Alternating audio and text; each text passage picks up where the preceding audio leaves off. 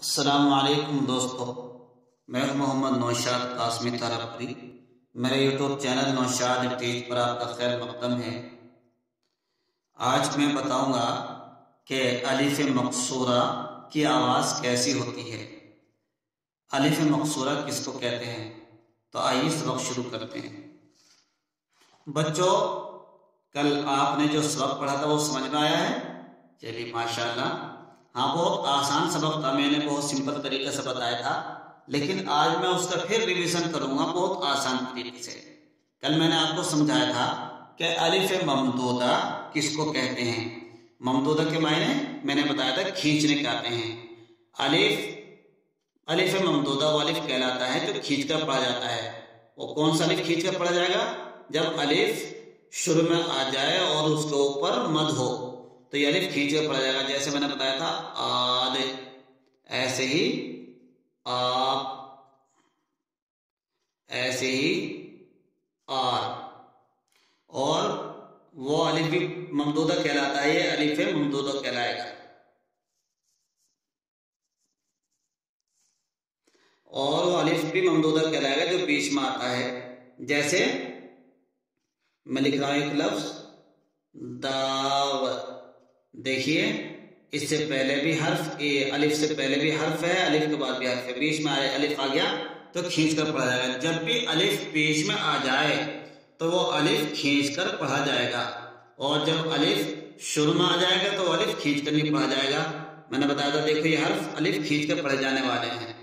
ایسے ہی اگر الف شروع میں آ جائے تو اس کے اوپر زبر آئے گا یا زیر آئے گا یا پیش آ جائے گا، اس کے بعد کچھ بھی بنا دو۔ اب ایب اوب کچھ بھی پڑھ دو، اس ایق اوک۔ تو یہ تھا الف مقصورہ کی پہچان۔ مزید اس سے ہم اور جملے بنائیں گے، آپ دیکھیں۔ چلیے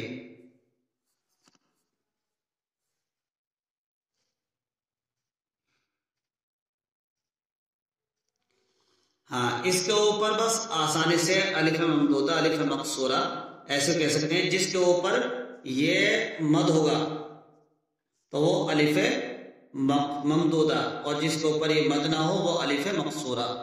اگر یہ مد ہو تو یہ الف ممدودہ، اور جس کے اوپر مد نہ ہو وہ الف مقصورہ۔ تو دونوں کی ملی جلی ہم آپ کو مشق کرا دیتے ہیں آپ کی کتاب میں۔ صرف اتنا سا سبق ہے آج کا۔ دیکھیے پڑھیے، دال زبر دا، دال الف زبر دا، دا دا۔ تو دیکھیے یہ بھی بیچ کا الف ممدودہ اور دوسرے بھی الف ممدودہ بن گیا، داور۔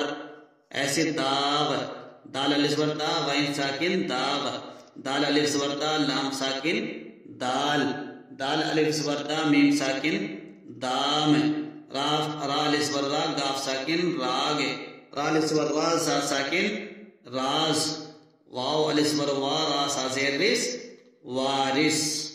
تو دیکھیے کتنے اچھے طریقے سے آپ سمجھ سکتے ہیں الف ممدودہ بھی الف مقصورہ بھی۔ بس اتنا یاد رکھیں گے کہ جس الف کے اوپر مد آ جائے وہ الف ممدودہ، جس کے اوپر مد نہ آ جائے وہ الف مقصورہ۔ ایسے دیکھیے بچوں، آپ کی کتاب میں آ کے لکھا ہوا ہے الف کی آواز کی مشق۔